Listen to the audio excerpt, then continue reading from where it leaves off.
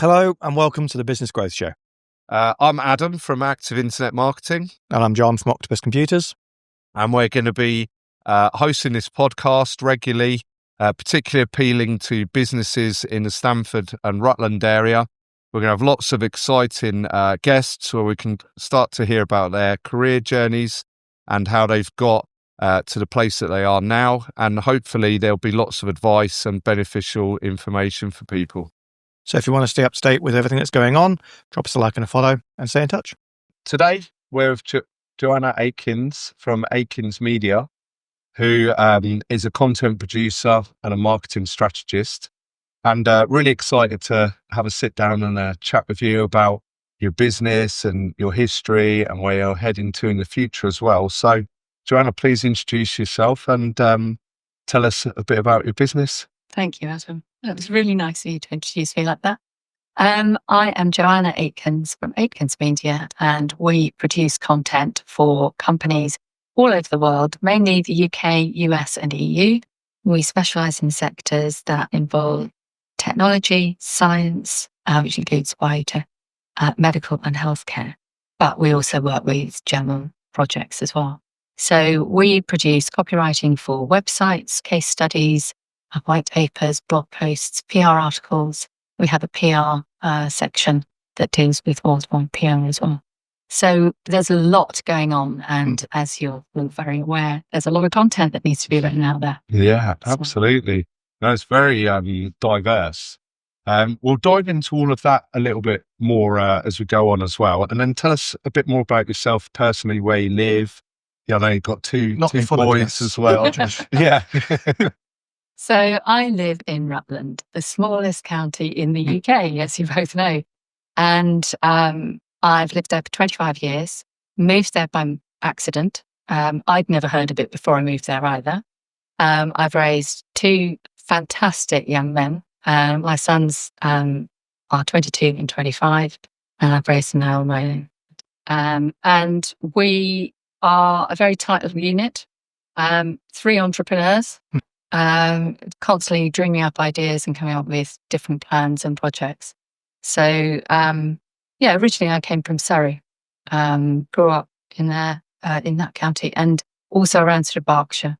But I had a PR agency in the 80s, which was in Surrey and London. And I've worked in a lot of different industries, a lot of different experience, but everything seems to have pretty much a sales and marketing background, if you look at it. Right. So Things do as well. Came really naturally, and it was something that I was always interested in. So I like taking things apart and finding out how they work, put them back together, and then tell someone else how to use them. So how did you get into doing PR in the first place? PR, well, it came about. I was actually modelling, and I think I told you this story earlier. And I realised very early on in my career that I wasn't making as much money as I wanted to. Mainly because I had an agent who was taking a nice big percentage.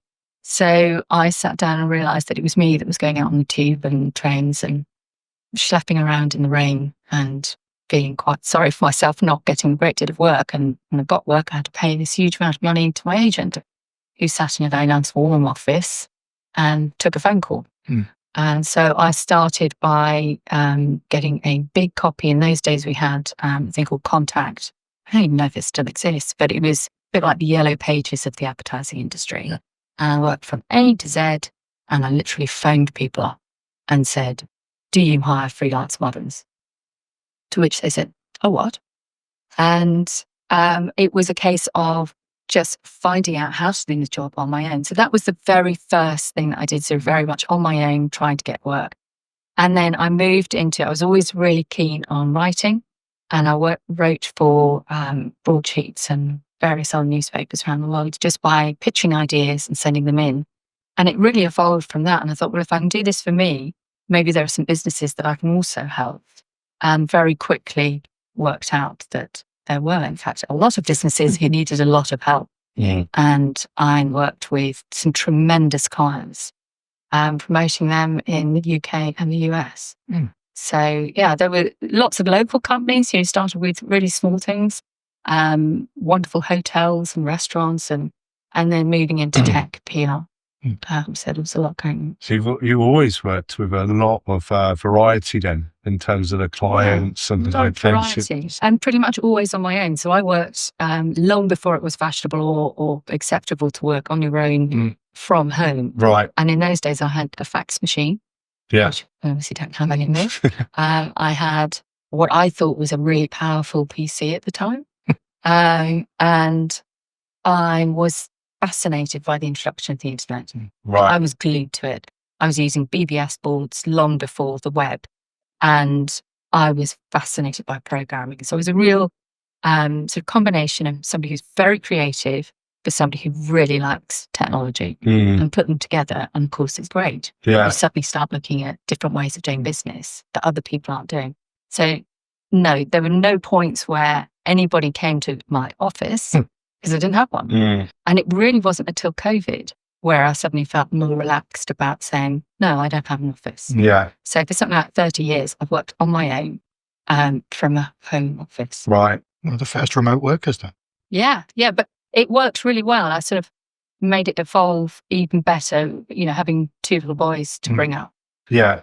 I had to do it that way because otherwise I felt it was going to be difficult the way I wanted to bring them up, which is I wanted to be their mummy. Yeah. And I wanted to do mummy-like things. And I couldn't do that if I was going to be in an office. So they were getting a lot of benefit from that then. You were able to be there when they got home from school and be around. Up, even though they should have walked from school. Yeah. I picked them up. I was there if they were poorly.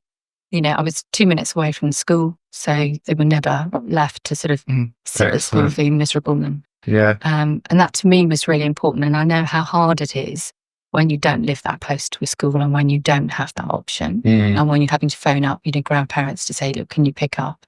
And I was just really lucky I could do it all. But I think I'm a bit of a control freak. And It sounds like myself. You've built the right work-life balance from an early point, I think, as opposed to falling into it. Yeah, I wouldn't call it work-life balance because it's hugely stressful.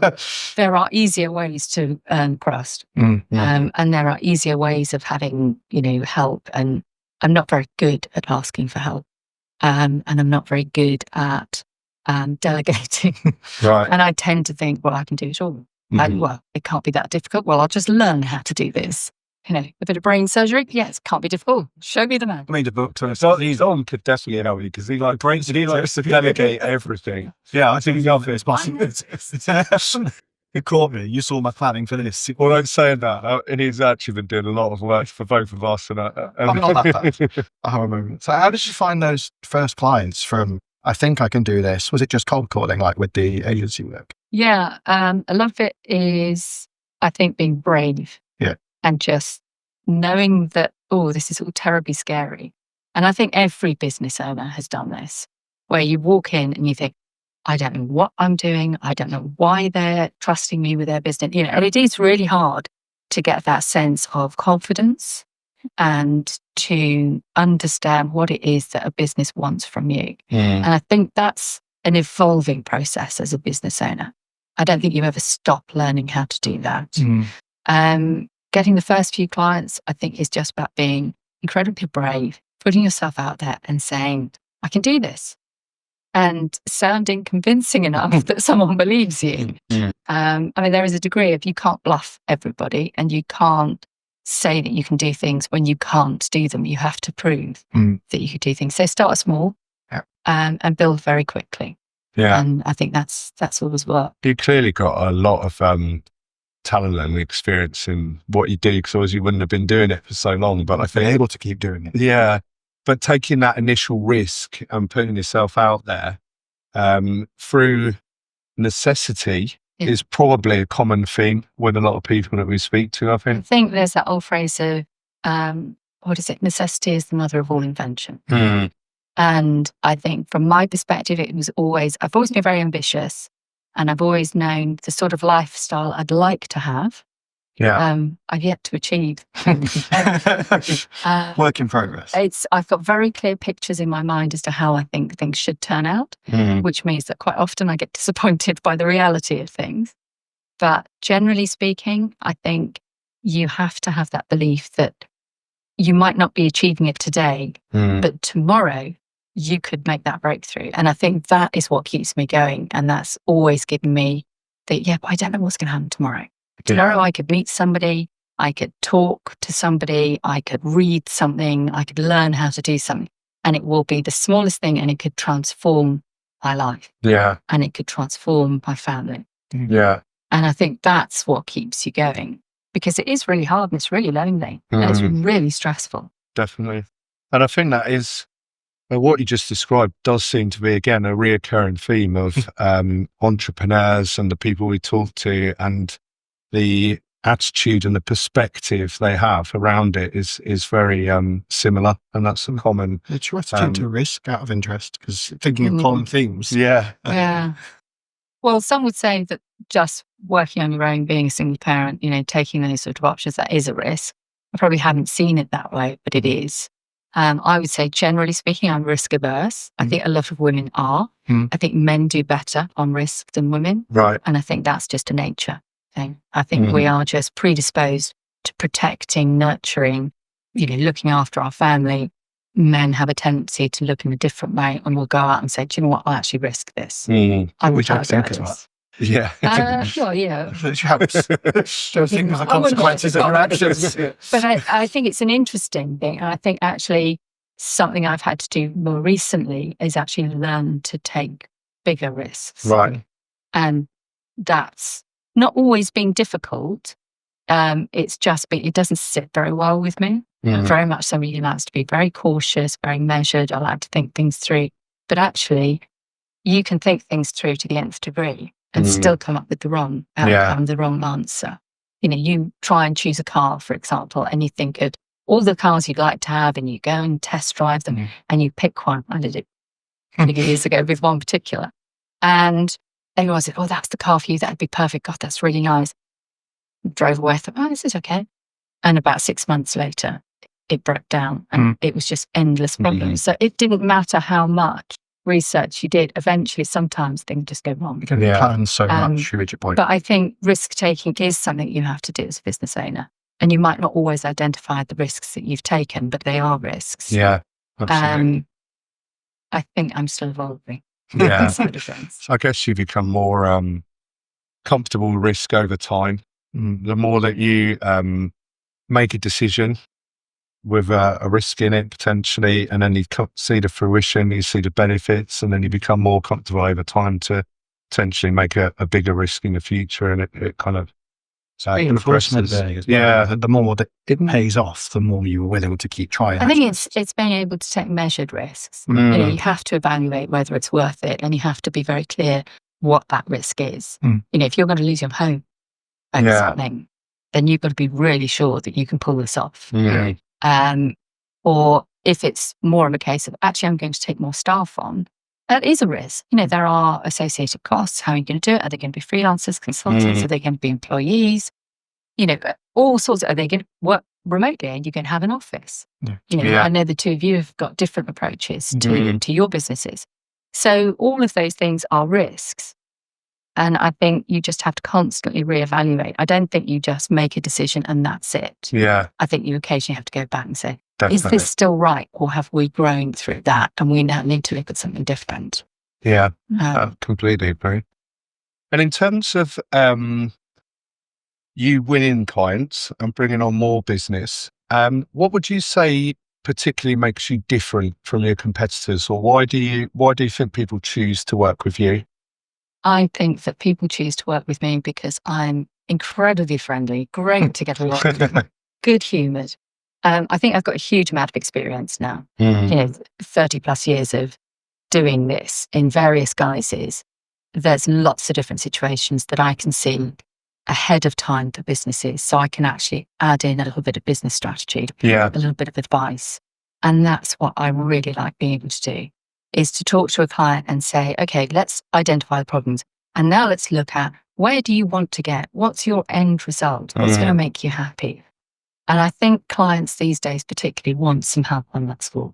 So you're very consultative in your approach. You don't just get a task, complete that task. You're very much trying to understand, what are they trying to achieve? What are the benefits to them? How can you assist them to get from A to B rather than just completing a task that they require. Absolutely. Absolutely. And I think it's important to understand that a lot of the people that I work with can be within marketing departments or big corporates. My job is to make them look good. It's not for me to steal the glory. Yeah. If my clients look good to whoever it is that they have to report to, sometimes it's the board, shareholders, maybe it's just other colleagues within departments, then I've done a good job. If I can help a client get to where they want to and feel that I'm part of their team, that's really good.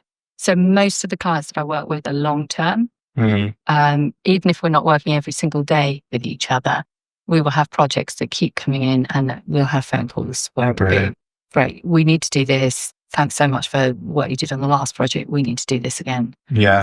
We've got something new that we're planning. So I think that being able to problem solve, be adaptable, bring in huge amounts of experience. And I've also got a massive network of brilliant people who I can go to and say, okay, I need to sit down with you just for a second. I need to have a look at how we can do this. What's the best outcome? And whether you've got some skills that might be appropriate. Right. Which bit of that do you enjoy the most? Because we've all got bits that we loathe doing, accounts, or perhaps bits that we really enjoy. You know, I used to hate accounts. I used to hate anything to do with numbers, and now I don't. It's the more profitable it is. Yeah, there's a big difference. You know, when those numbers turn from sort of red to black. Suddenly it's a nice experience. It's quite nice. I think the bits I enjoy, I like the people stuff. I like forging good relationships.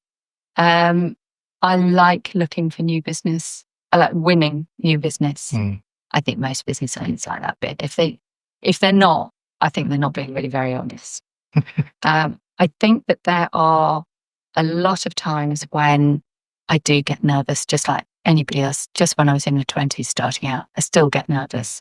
I still worry. I still catastrophize about loads of different things. But overall, I think I'm better suited to this than if I was in an office 9 to 5. I think I'd be looking to solve productivity. Yeah. You know, if put me in government, I'd be looking for the top job. You know, you don't want that job. But it's not about taking over. It's just that that's the way I look at things. So I really like problem solving. I love it when a client comes to me and says, "So we've tried this before and it didn't work. What should we do?" Well, let's have a look and see why it didn't work, first of all. Let's pull it all apart. Yeah. So I quite like that. So there's lots of different aspects. But yeah, the accounts, I don't really know. And how do you feel the industry that you're in is changing, and how do you feel that you're evolving to keep up with that? It's changing massively, not least because there's lots of redundancies.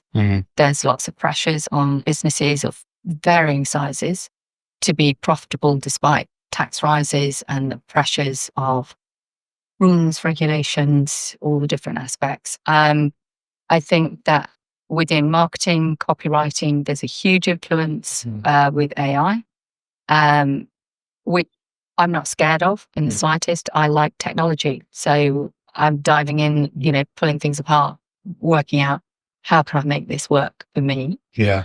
How can I make it work for clients? I think overall, probably there's a lot of change. And I would assume that the social media platforms have had a massive change on things like the advertising industry because it's based on clicks, on attention. It's all measurable. It's all through an algorithm. And I hate to say this, but we've lost our creativity. I'd like to see better adverts, better, whether it's in print, TV, online. I think there's a lot more room for creativity. What do you think the impact of AI is going to be on that creative journey when people, as opposed to having to think, rely on a tool to generate something using effectively what's done before? I don't claim to fully know, but I would imagine that it can make jobs easier and it can also make jobs a lot harder in that you get a lot of people who don't check things. They don't look for the discrepancies. They don't look for the obvious mistakes. They just think AI's done it, therefore it's fine. I'll just use that. Yeah. And that's a big mistake. I have looked at Sora and other platforms where they're using images and video, and it is mind-blowing what it can do. Yeah. I feel that some of the feature films, for example, if you're looking towards entertainment, there's a huge shock coming. And it will make things cheaper. It will make things more accessible. I don't know whether it will make things better. Yeah. But I would rather be in amongst it all, finding out how it all works, than saying, I'm not going to look at this. It destroys my talent as a I'm lagging copywriter. behind. Yeah, I need to know how it works, so I need to look at it properly. So it is a problem. Very consciously approaching it in a positive way, and then looking for opportunities. Yeah, I think you have to. It's like saying, way back when, we've got this thing called the internet. Mm. Do you fancy having a look at it? No, Yeah. thank you. Yeah. It's not for me. Yeah. And I That's always- panned out really well, isn't it? Yeah. But it's funny. I always tell the story, and it's actually part my story, part a story that my father tells, which is going into offices when typewriters and word processors were going in, and there was a thing called a spell check, which was a really novel idea. And in those days, you had lots of secretaries. Now, you don't have secretaries so much these days, but when I started work, I worked in a typing pool. That was one of my first jobs. Yeah. And some of the more senior secretaries really took offense at being told you could have a spell checker. Well, why do I need a spell checker? I can spell. Mm. Well, that's taking my job away from me. I don't need that. I need to prove that I'm worth it. Well, no, everybody makes mistakes. Everyone makes a typo. Yeah. Hence it's a typo. It's from a typewriter. You've made a mistake. You pressed the wrong key. And they were very reluctant to take on some of the new technology. And that was then. And we thought that was strange, that there were some people who were resistant to the technology coming in then. Then you had the internet and people were reluctant to take that on board. I don't need a website.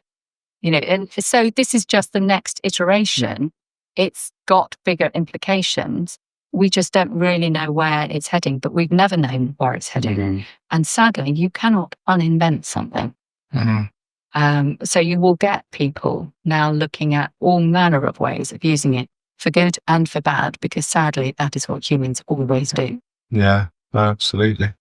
And from your experience, obviously you've been doing this a long time now, as you mentioned, and These days. a lot of variety, a lot of experience you picked up. If you had to prioritize one lesson that you could share with business people watching this, what would you say the most valuable thing would be? I think John and I were talking about this earlier, and I think one of the things that I feel is really valuable is that ability to be self-motivated, to get up every day, regardless of how bad the day before was, and keep going. Yeah.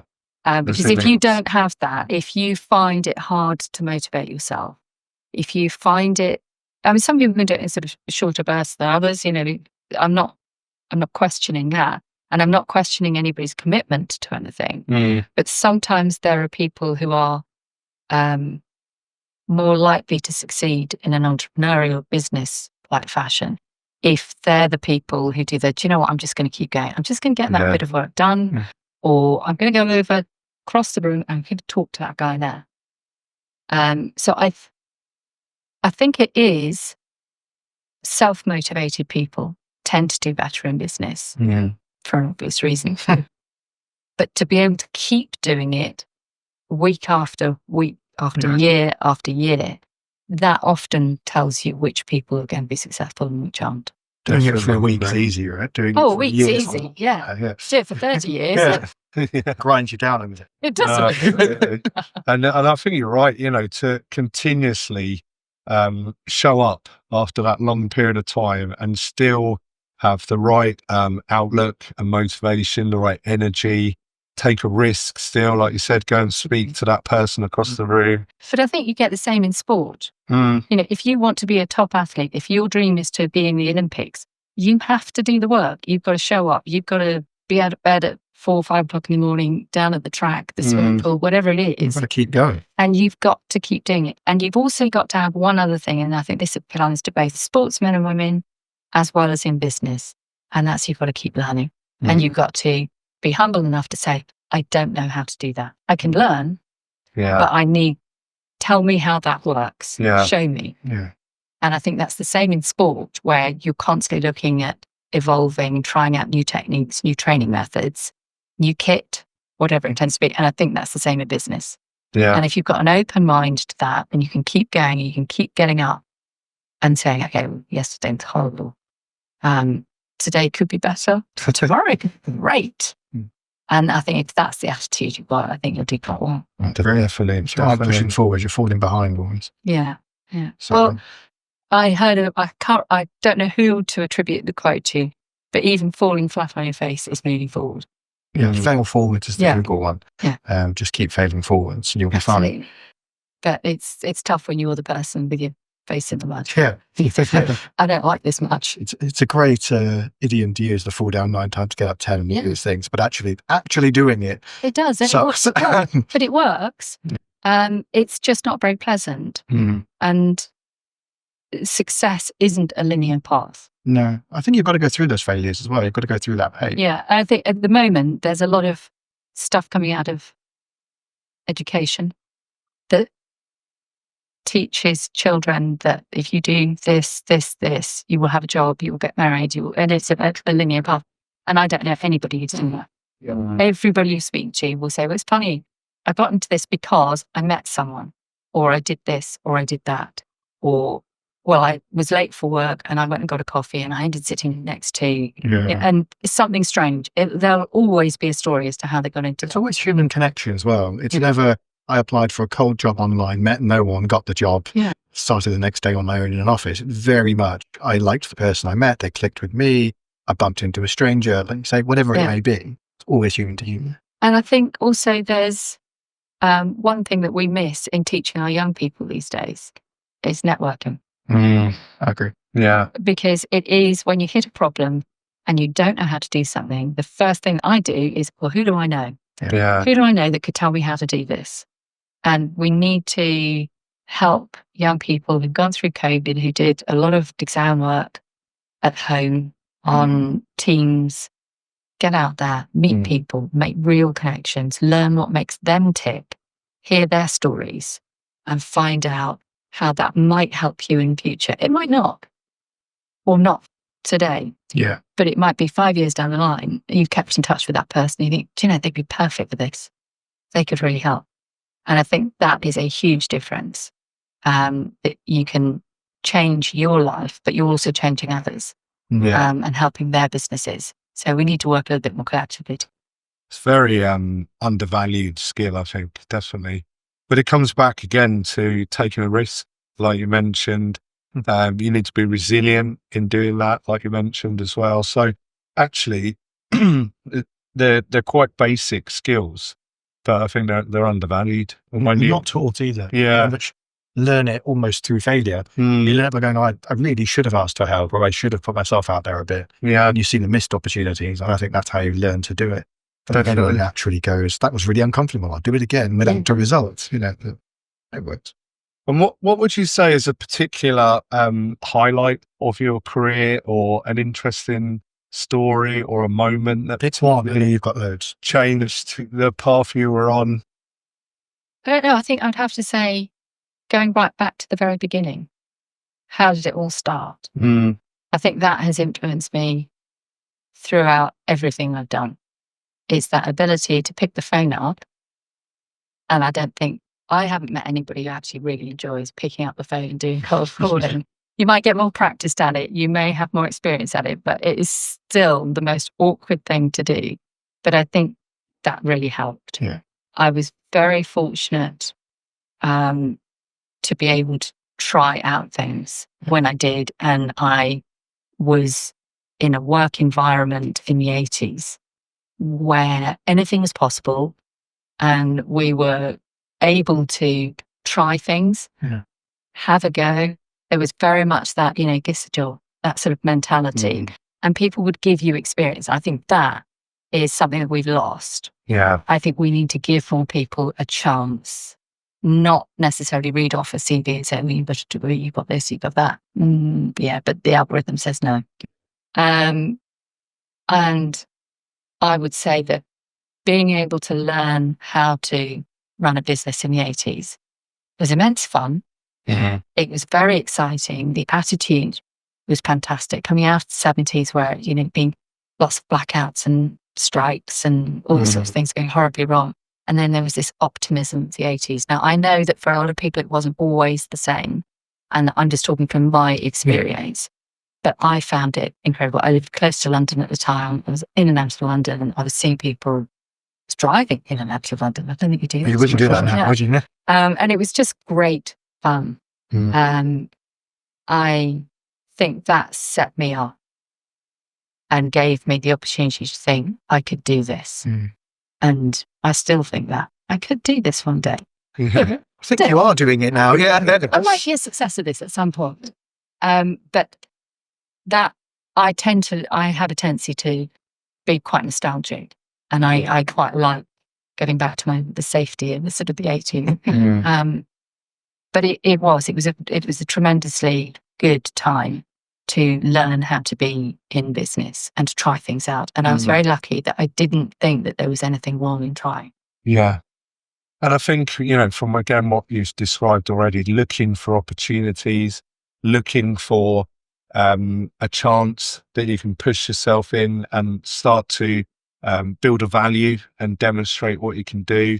And that, there's new opportunities created every day with technology, and young people today can really search for those opportunities and put themselves forward, can't they? Yeah. I think with the amount of technology and what it can do now. I mean, if I think about my younger self, and if I had said, this is what's going to be available, I would have just said, wow. But as it was, I remember going to there was a market research group, the old sort of cheese and wine thing that they used to call, and they used to have those, is it two-way mirror? I always get it wrong. Yeah.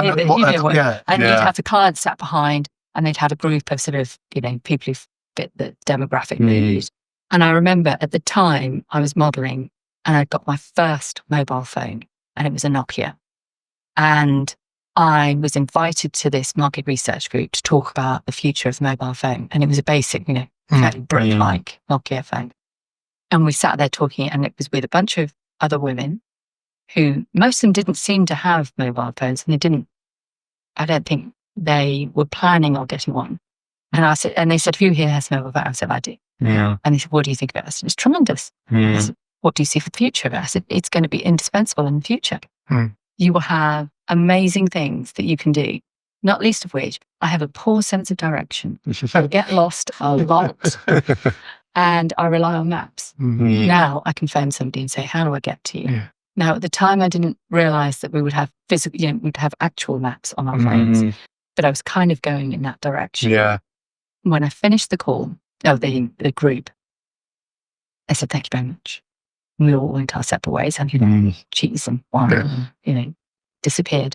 And I got a phone call the following day from a market research company saying, can you tell me what your degree is in? And I said, why? And I said, well, because the client would like to know what your background is. You spoke a lot about technology, about the future of mobile phones and where they could help businesses. And I said, I don't have one. And they said, oh, okay, fine. Where do I? About half an hour later, I got another phone call saying, sorry, you said you didn't have a degree. Are you sure? And I said, yeah, I think I'd remember. I'm pretty sure. And they said, okay, so which university did you go to? I said, no way to come back. It's back a bit. Yeah. No, I didn't go. I just, self-starter. I didn't do it. Right. And I had several more calls from the company who ran the market research saying, our client would like to know who you work for. I said, I made it really clear. I'm a freelance model. I don't work for anybody. I am not employed. I run my own business. And eventually it was really strange because a few days later in the post, so, showing the times, I had an envelope that was addressed to me. And I opened it, and inside the envelope was a cutout from a newspaper of a job ad for Nokia. Right. And it's just had a handwritten biro, interested, ? Mm. I just thought, what the heck's going on? What it turned out, it was Nokia that had run the market research group. They were really interested. And when I went and applied for the job, I didn't get the job. Right. Because I didn't have a degree. That's funny. Wow. Crazy. But it just shows the connections you make, the things you do, you never really understand. And that actually influenced me because I felt, well, I would have liked to have gone and worked for Nokia at the time. I still think they're a great company to work for. However, I think it showed me I could do stuff on my own and that I was actually being taken seriously with some of the ideas I had. Clearly, though, you said, you were in a room of a certain demographic, essentially a group of peers, similar backgrounds, age, they're all female, you mentioned. But you obviously stood out so much from that group there. So standing out. I was very talkative. Yeah. But nothing's changed. But standing out and taking a risk and being open to opportunities as they come along, and who knows where it could lead you. I certainly like talking. Yeah. I like discussing ideas. I like the mechanics of understanding how things work and talking to other people and finding out, well, what do you think? Mm-hmm. Well, is that a good idea? Does that work for you? So, yeah, I'm sort of more likely to be on your side of the sofa than this side. Yeah. And I suppose just to wrap up, is there anything you'd like to promote or mention or tell anyone about that you're doing in the future? I've got a big project that I would love to tell you about, but I can't, not at this stage. Next time, Definitely. Hopefully it'll be up and running by then. In the meantime, I would say that if you want anything to do with content, marketing strategy, then do give me a call, email me, let me know, hook up on LinkedIn. I love going for sort of, whether it's a virtual coffee or a real coffee, just to hear people's ideas of what is it that you want to achieve and what do you think you need to get there, and let's see if I can't help and get you there quicker. Perfect. Brilliant. Thank you very much. Yeah, thank you. It's been wonderful meeting you both. Thanks for watching today's episode. I hope you really enjoyed listening to our guest and us waffle our way through a fun conversation. If you'd like to appear as a guest on the Business Growth Show, then do send us a message on LinkedIn and we'll come back to you and get it scheduled. Also, please remember to give us a like, a rate and a review. Hit subscribe. Do anything that your social media platform, wherever you're listening, tells you to do to tell everyone we're great.